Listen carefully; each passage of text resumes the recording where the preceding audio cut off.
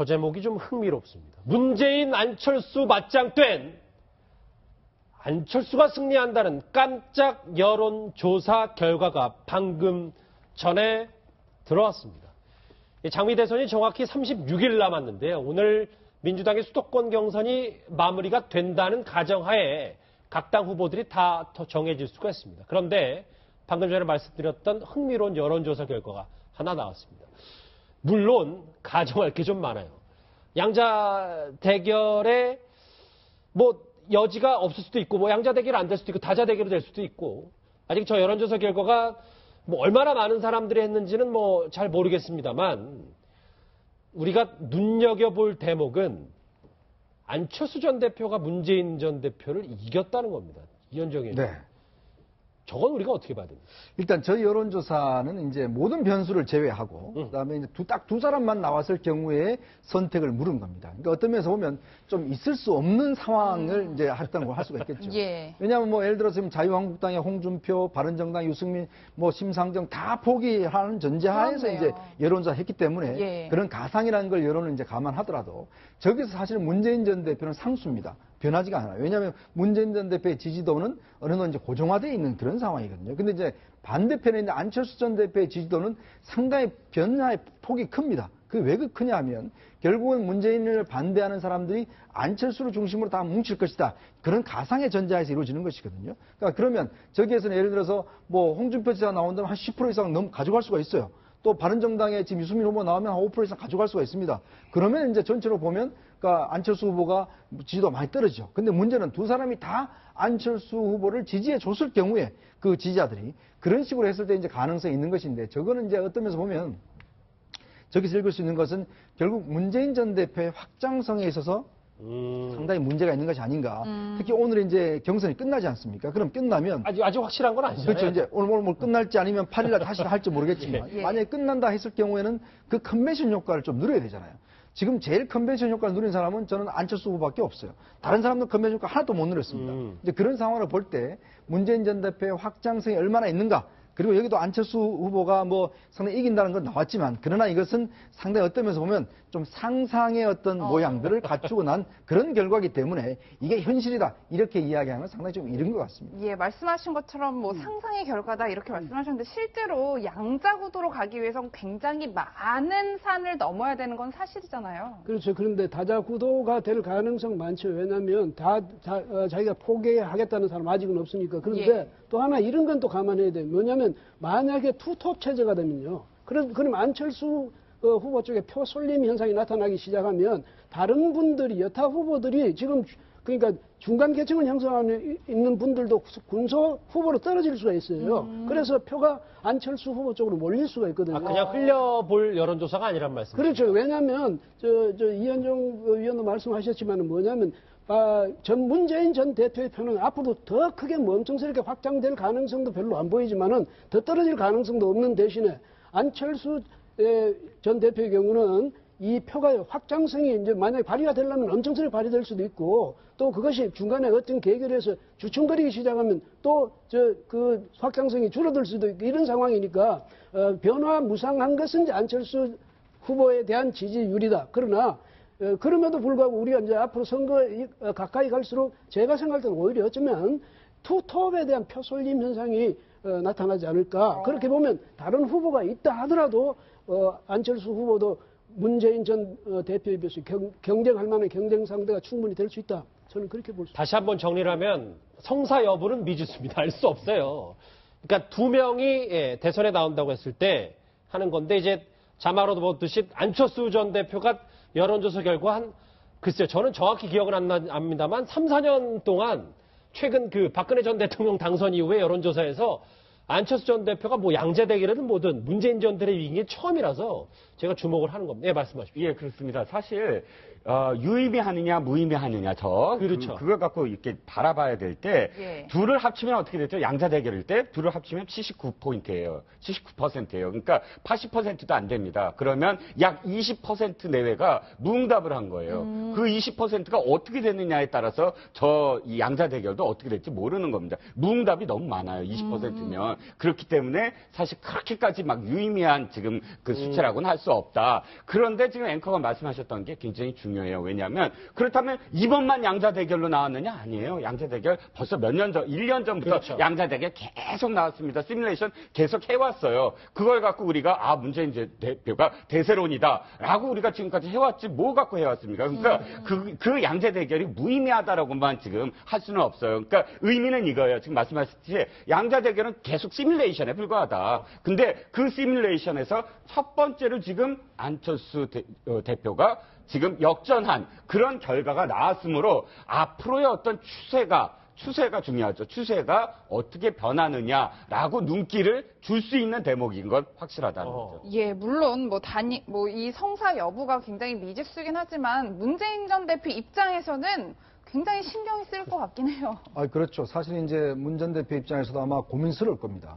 경선 이후의 국면을 어떻게 관리할 것인가. 그리고 경선 이후에 이제 우클릭을 해서 좀 더 확장할 것인가. 이런 문제가 고민이고, 특히 오늘 이제 문재인 전 대표 캠프에서는 자, 이제 함께 하자. 그 다음에 이제 안희정, 이재명 지사한테 이제 손을 내민 듯한. 원팀이라고 했던 그런 이야기를 한 것이 뭐냐면, 사실 이 지지도와 이 사람들이 적극적으로 도와주지 않는다면 상당히 힘들어질 수 있는 국면이 있거든요. 그렇네요. 그리고 또 안철수 전 그 후보가 장점이 있는 게 뭐냐면 이 폭이 큽니다. 예를 들어서 옛날에 반기문 사무총장이나 황교안 대행이 했을 경우에 달리 안철수 대표는 진보의 조금과 중도, 보수까지 다 이렇게 엮어낼 수 있는 폭이 크다는 게 굉장히 장점이죠. 대신 이 표가 굉장히 탄탄하냐? 이건 좀 아니죠. 왜냐하면 탄탄하다는 면에서는 문재인 전 대표 따라갈 수 있는 표가 없습니다. 그렇지만 이 표 자체는 단단하진 않지만 진폭이 크다라는 것 자체는 보면 모든 사람들을 끌어안을 수 있다는 그런 장점은 있어요. 예. 그러니까 그렇기 때문에 이건 어떤 면에서 보면 끝까지 예측할 수가 없는 겁니다. 상황 변화에 따라서. 예. 그래 그만큼 문재인 전 대표가 안심할 수 없고 문재인 전 대표도 결국은 이 상황을 어떻게 극복하느냐가 한데 마지막 선거 정말 전날까지도 자기 어떤 그 승부를 결론짓지 못하는 그런 상황이 될 수도 있어요. 왜냐하면 표 쏠림이란 게요. 선거를 이거 자주 이제 취재를 해보면 알지만 이게 정말 하루 그날 선거 당일 날도 달라집니다. 그렇죠. 그러니까 그만큼 선거의 진폭이 크다는 것 자체는 그만큼 불안이 높다는 것이고 그만큼 결집할 수 있는 가능성 저는 충분히 있다고 봅니다. 근데요, 이게 있습니다. 저기 안희정, 이재명 만약에 전부 적극적으로 이제 문재인 전 대통령 편을 들어서 문 후보가 돼가지고 예. 두 사람이 든다 해서 문 후보 표가 그렇게 확 저변 넓어지는 그건 아닙니다. 왜냐하면 그거는 더불어민주당이 얻고 있는 그 표 이상을 넘어갈 수가 없거든요. 그럼에 비해서 그러니까 안희정 후보가 문재인을 지지한다고 해서 안희정 후보를 지지했던 보수 세력이라는 다른 세력의 표까지 같이 가서 더불어민주당을 지지해 주냐 그건 아닙니다. 그런 점에서 볼 때 아까도 말씀드렸지만은 문재인 후보의 확장성에는 좀 문제가 있다. 그러나 이제 대신에 그 지지 기반은 지금 확고한 건 사실이다. 이렇게 일단 보는 게 낫겠습니다. 예, 그런데 최초에 분명히 어대문이다, 기울어진 운동장이다, 이런 평가들이 참 많았는데 대선 40여일 앞두고 갑자기 이런 추세가 나온다? 저는 참 의문스럽네요. 그러니까 이게 저는 이제 경선 과정에서 문재인 전 대표가 사실 민주당 영역이 확장됐지 않습니까? 안희정 지사 이런 분들 나와서 결국 중도까지 많은 영역을 확장시켜 놨어요. 예. 그러면 결국은 이것은 어떤 면에서 보면 자신의 자산으로 끌어안아야 됩니다. 예. 민주당 지지도가 지금 거의 50% 육박하지 않습니까? 그렇다면 문재인 전 대표 입장에서 보면 기존에 있는 집토끼뿐만 아니라 토끼로 비유해서 그렇습니다만은 어쨌든 간에 이런 지지도를 좀 확장을 해서 이런 영역까지 확장할 수 있는 좀 그런 전략을 써야 되는데 그동안 문재인 전 대표가 쓴 전략 자체는 보면 굉장히 기존에 있는 지지층들을 강화시키는 전략을 썼어요. 자, 사드 문제라든지 그다음에 적폐청산이라든지 이런 주장을 하면서 결국은 중도 진영에 있는 좀 그래도 우리가 연정을 해야 되지 않을까 이런 것에 대해서는 선을 그어왔습니다. 자, 그러면 이런 전략을 하루아침에 바꿀 수가 있을까요? 그러니까 결국은 넓어진 운동장을 본인이 써야 되는데 문제는 그동안은 이게 자기 것으로 착각을 한 것이죠. 근데 나중에 게임이 끝나고 보니까 그것은 다른 사람의 그 땅이었다는 것이거든요. 그러니까 아까도 이중권 교수님 말씀하셨지만은 안희정 지지도가 다 민주당의 지지도다 이렇게 착각을 한 거예요. 근데 결국은 이게 이제 경선이 끝나보면 알겠지만은 그 지지도가 민주당의 지지가 아니라 중도의 지지도가 있을 수가 넘어갈 수가 있다는 것이죠. 그 중도는 옛날 같으면은 바로 여당이기 때문에 글로는 안 간다라고 했지만 지금의 안철수 후보가 가지는 특성 자체는 집권 여당, 옛날 여당하고는 좀 모양이 다릅니다. 그렇기 때문에 이분들이 이쪽으로 넘어가는 데는 큰 도덕적인 어떤 그런 꺼리낌이 없는 상황이에요. 그러다 보니까 훨씬 더 빨리 잘 넘어갈 수 있는 그런 유동성이 있는 표라는 것이죠. 다시 한번 정리를 할 거니까 저 자막대로 문재인 안철수 양자 대결에서 안철수 승리의 첫 여론조사 결과가 나왔습니다. 네 분 말씀 종합해 보면 물론 뭐 우리가 엄청난 그 여론조사에 무게를 둘 정도는 아니더라도 예. 한 뭐 대략 3, 4년 만에 저런 안철수 전 대표의 승리 여론조사가 나왔기 때문에 한번 저희가 해석을 달아봤고요. 이어지는 뭐 여론조사 결과가 만약에 그 흐름이 맞다면 의미는 더 커질 수 있겠고 아닐 수도 있겠습니다. 사면 논란에 휩싸인 게 이제 문재인 전 대표, 안철수 전 대표 두 사람 다 마찬가지인데 설전을 주고받았습니다. 그 목소리 한번 들어보죠. 바로 뭐 사면이니 용선이니 왜 소란스러운지 모르겠습니다. 대선 주자들이 사면 뭐 여부를 말한다거나 하는 것은 조금 이르다고 생각합니다. 그 대통령이 사면 권한을 남용하지 않도록 위원회를 만들어서 국민들의 뜻을 모으고 투명하게 진행할 겁니다. 후속되자마자 돌아서서 바로 뭐 사면이니 용선이니 이런 말이 나온다는 게 저는 참 있을 수 없는 일이라고 생각합니다. 저는 사면권 남용은 안 된다고 말씀드린 겁니다. 왜 소란스러운지 모르겠습니다. 저거는 이주호 교수님 어떻게 저 두 사람의 공방을 봐야 됩니까? 두 분이 지금 굉장히 이제 서로가 이제 신경전을 벌이고 있는데, 왜냐하면 안철수 후보가 어쨌든 이번 기사를 올렸어요. 자, 물론 자기 당 내에서지만 그렇게 하니까 문 후보 측에서도 상당히 신경이 쓰이는데, 저 문제는요, 사실 안철수 후보는 보니까 이제 기자들이 물으니까, 근데 그 사면권 아무렇게나 행사하면 안 됩니다. 종전처럼 위원회라는 거 만들어서 그런 데서 논의하게 해야죠. 아마 이렇게 원론적으로 이야기한 건데, 이쪽에서 이제 그걸 받아가지고 박근혜 전 대통령 사면을 이야기해 벌써 이런 식으로 이제 오히려 몰아가는 겁니다. 그런데 제가 생각할 때는 아직은 그렇게 안철수 후보가 지금도 좀 어이없다는 듯이 웃는 식으로, 나는 사면의 제도를 강화해가지고 대통령이 아무렇게나 사면하지 못하도록 종전의 그런 말하자면 구습을 타파하겠다 이런 뜻으로 한 얘기인데, 그 이제 박근혜 전 대통령을 어떻게 할 겁니까? 이렇게 물으니까 자연히 이제 연결되기는 하는데요. 그 문재인 전 후보 측에서 좀 요즘 뭐 약간만 꼬투리만 생겨도 서로 이제 공격을 해야 되니까 아마 옳다구나, 꼬투리가 생겼구나, 아마 좀 이래서 의욕이 앞선 게 아닌가 이런 생각이 듭니다. 어제 서울 인천 경선에서도 이제 안철수 전 대표가 당연히 문재인 전 대표를 정조준 했습니다. 그 목소리 들어보시죠. 상속자들 나라를 공정한 기회의 나라로 바꿀 지도자 누굽니까? 유산받아 손쉽게 올라간 사람들 어떻게 됐습니까? 대한민국을 큰 위기에 빠뜨리고 감옥에 갔습니다. 제가 말씀드린 대로 보시면 됩니다. 모든 분들이 공감할 거 아니겠습니까?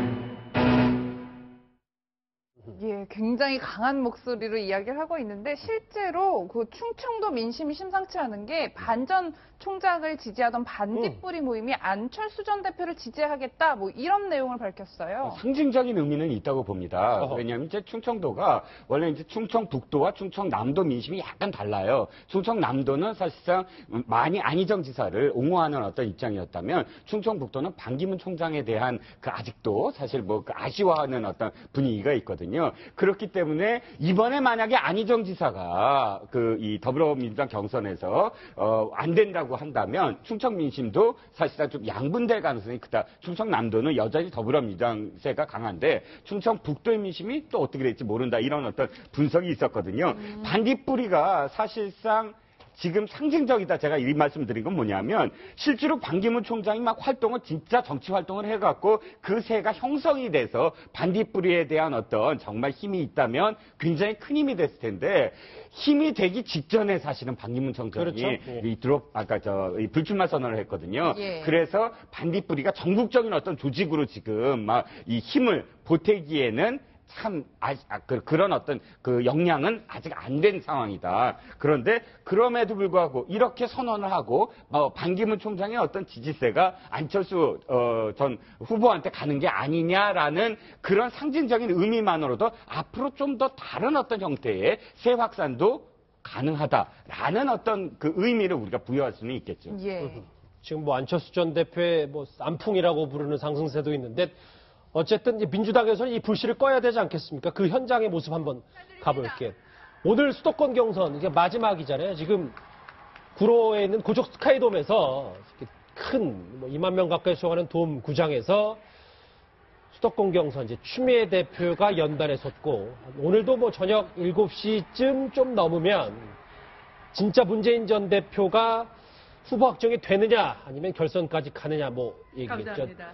지금 뭐 추미애 대표가 발언을 하고 있는데 호남에서부터 이현정 의원님 네. 뭐 오늘 결정이 된다고 봐야 될까요? 일단 수도권에 워낙 이제 이 선거인단이 많습니다. 전체 선거인단의 52%가 이제 수도권에 몰려있기 때문에 예. 일단 이 표의 표심에 따라서 뭐 그동안 상황도 역전시킬 수 있는 충분한 가능성도 있습니다. 왜냐하면 지금 이제 문재인 후보가 45만 표 정도는 이제 확보를 해야 안정권에 들어가거든요. 이제 그런 상황인데 오늘 같은 경우 만약 수도권의 민심이 과연 그러면 호남과 충청, 영남계 민심과 같을 것이냐? 아니면 좀 더 다를 것이냐 이런 차이인데 근데 여론조사나 이런 것은 지금까지 상황을 보면 대충 여론조사 비슷한 결과를 지금 좀 나오는 게 현실이거든요. 지금 보면 이제 지방에 나오는 결과를 보면 그런 걸 추론해 보면 아마 서울 지역도 비슷한 결과가 나오지 않겠는가라는 생각이 들고 문제는 이제 여기서 이게 결선으로 가느냐 아니면 여기서 끝나느냐가 이제 관심이죠. 그러려면은 이재명, 안희정 후보가 상당히 여기서 오늘 선전을 해야 됩니다. 그래야지만이 당연히 4월 8일 날 그런 갈 수 있는데 제가 볼 때는 아마 뒷심 자체가 지금 현재 뭐 거의 지금 보면 문재인 전 대표 쪽에서는 프랭카드로 우리는 하나라는 프랭카드를 벌써부터 들고 나오지 않습니까? 그럼 아마 승리를 예감하는 듯한 그런 행동들을 보이고 있는 것 같습니다. 알겠습니다. 문재인 전 대표 1차 과제는 바로 안희정, 이재명 끌어안기가 될 텐데 오늘 결과도 한번 지켜보도록 하겠습니다. 예.